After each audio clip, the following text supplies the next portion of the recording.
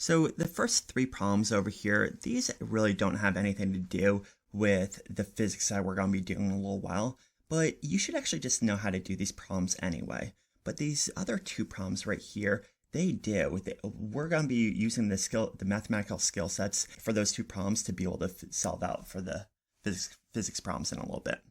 So the instruction over here says solve for x. So we have 12 is equal to 3 times x. Keep in mind that there's a multiplication of 3 right there, so it's 3 multiplied by x. So how do we get rid of a multiplication of 3? Hopefully you're saying to yourself, well, we have to divide by 3. So if we divide by 3 on the right-hand side of the equation, we also have to divide by 3 on the left-hand side of the equation. And the whole reason why we did that was because the two 3's over here will cancel out, leaving us with x on the right-hand side of the equation. So we have 12 divided by 3 is 4 is equal to x. We could check to see that this is true simply by looking at the original problem and just substituting our 4 in for our x. And we see that 3 times 4 is equal to 12. That's a true statement right there. So we know that we actually did the problem correct.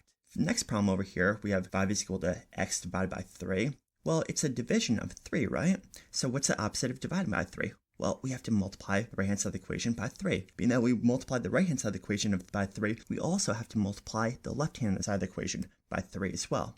These two 3's, once again, will cancel out. That's the whole entire reason why we did the multiplication of 3 in the first place. And we're just left with 15 is equal to x.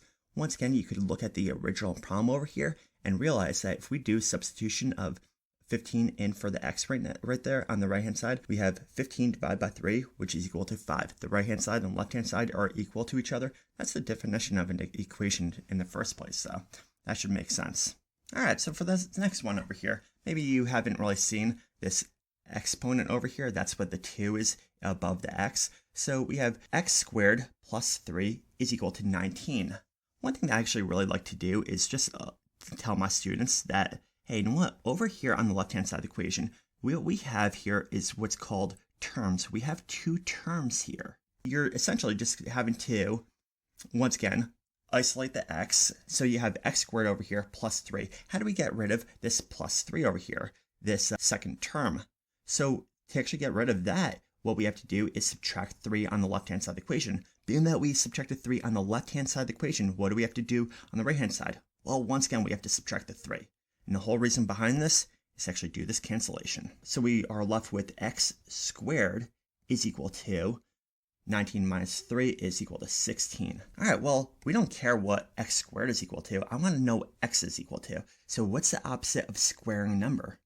Maybe you're saying to yourself that we have to take our square root. So being that we took the square root of the left-hand side of the equation, we also have to take the square root of the right-hand side of the equation. And so we're left with x is equal to, well, what's the square root of 16? What two numbers that are the same as each other multiply together to get you a 16? Maybe you're saying to yourself that the answer is 4, which is correct, but it's not only positive 4, it's also negative 4, because we know that positive 4 times positive 4 is equal to a positive 16, and a negative 4 times a negative 4 is also equal to a positive 16. Keeping in mind the idea that a negative times a negative will give you a positive answer. All right, so hopefully those are clear to you. I'm not really fully concerned if this over here, the plus minus, isn't clear to you at this stage. It's something that you should review and you should actually know at some point, but maybe it's not as relevant to you right now at this time in this course. All right, so for these next few problems over here, there's two different ways that we can actually simplify these, I guess it's expressions right now. So we have 3 times 4 divided by 2. The one way that we can actually do this simplification is a reduction. So we could actually reduce this fraction over here, knowing that 4 divided by 2 is equal to 2. So we have 3 times 2 is equal to 6. Another way that we can actually look at this though, is looking at 3 as if it's 3 divided by 1. That doesn't change the value of it. It just makes it into a fraction form, just like the 4 divided by 2 is. So another way that we could actually simplify this is we could multiply the two numerators together and multiply the two denominators together, and then we do the division from there. So what that looks like is this. We'll just have the 3 times 4 divided by 1 times 2, and that gives us 3 times 4 is equal to 12. 1 times 2 is equal to 2, and 12 divided by 2 is equal to 6. Notice here that we have the same answer, just a different method. So just going to this next problem over here, we have 2 divided by 1, which is equal to 2. We're just going to be reducing the fractions. And we have 4 divided by 2, which is equal to 2. And 4 divided by 4, which is equal to 1. So 2 times 2 is 4 times 1 is equal to 4. And the other way that we could go about doing this is multiplying our numerators together and the denominators and just doing that method. 2 times 4 is equal to 8 times 4 is equal to 32.